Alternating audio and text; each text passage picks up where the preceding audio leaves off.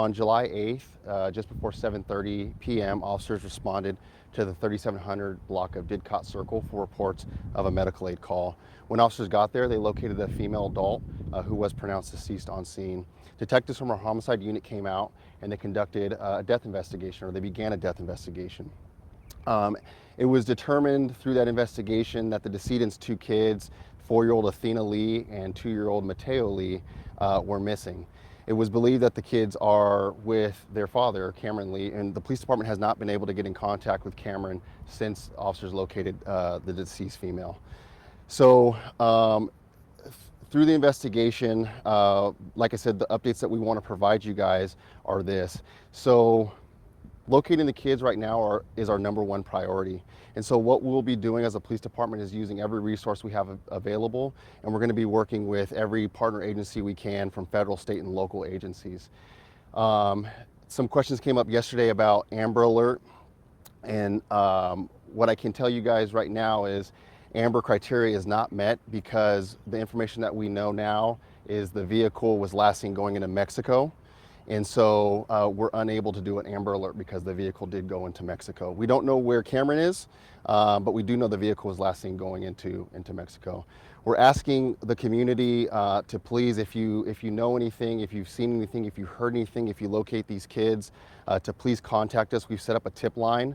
That number is going to be 916-808-0560. You can also contact us at missingpersons@pd.cityofsacramento.org. Anything that you think may be small may prove instrumental in our investigation.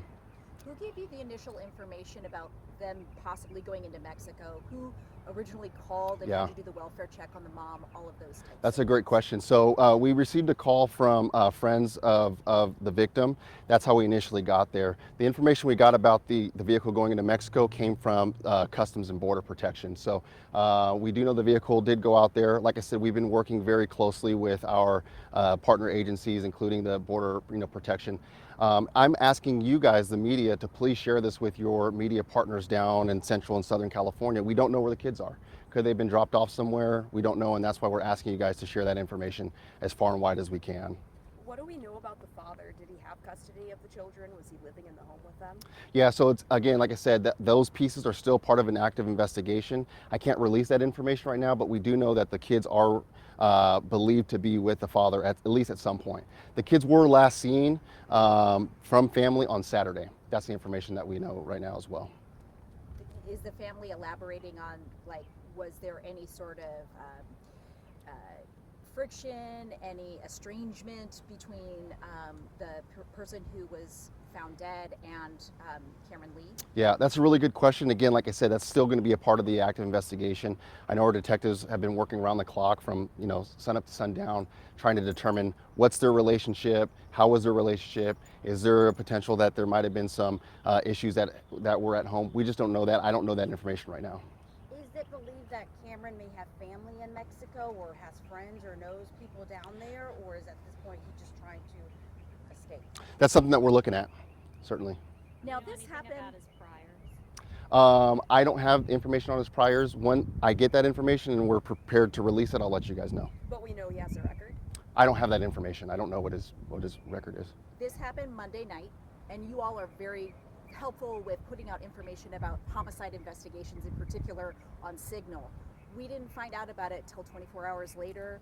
Is there a reason that you all didn't put that out about your detectives being at that scene until 24 hours later? And compounding that is the fact that there are missing children. Yeah. Can you speak to both of those? That's a great question. So initially, like I said, we were there doing a death investigation, and so detectives didn't know if there was a crime that was even committed initially, and that's why that information wasn't put out there. So if it was a suicide, we wouldn't put that information out there initially. So it wasn't until later in the investigation that we determined the kids were missing. That's when we put that information out to you guys. And then what about, because I saw on the news release it was determined that homicide detectives needed to be called in after fire determined that she was dead.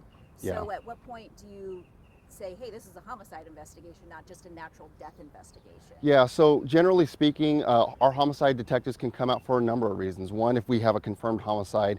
Two, if there's something that may be suspicious. Or three, if we just don't know. So it's sometimes better practice for us just to have homicide to come out to look at the scene and start their investigation. And if it's determined that it was natural causes or maybe an overdose or something after the fact, at least we had the professionals come out to at least take a look at it. So in this circumstance, like I said, I wasn't the lieutenant on the scene that called the homicide detectives out, and so I don't know why the reason why they were called out. But what I do know is homicide was called out, a death investigation has started, and then later in the investigation we determined that the kids were missing. Are we able Let's to get to our determine next meeting, guys. I'm sorry.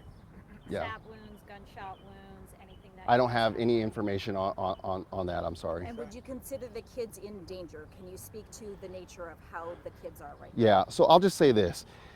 A woman's dead, and we don't know where the father is. He's not contacted us. We have not been able to get in touch with him. And those kids, we don't know where the kids are. And so, I think anybody that's a parent here can probably say, we're a little concerned.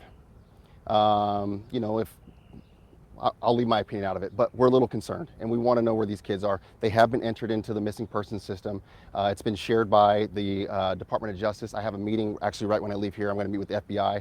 They're going to share it on their channels as well, and hopefully in Mexico as well. As far as timeline, when was that car seen going into Mexico? I don't have the time. Yeah, Dates, so even the day.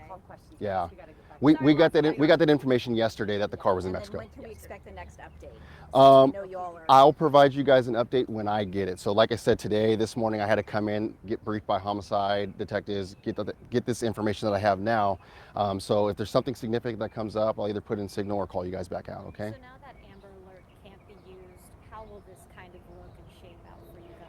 That's a very good question. I'm glad you asked that. So what we're doing is we're imploring our federal partners, both FBI, DOJ, to share it. FBI has the ability to do a media blast down there in Mexico as well. So that's what I'm hopefully meeting with, or I'm going to meet with FBI after this.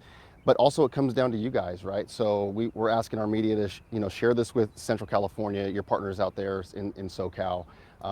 Like I said, do we know where the kids are? No, and that's why we're asking for the community's assistance.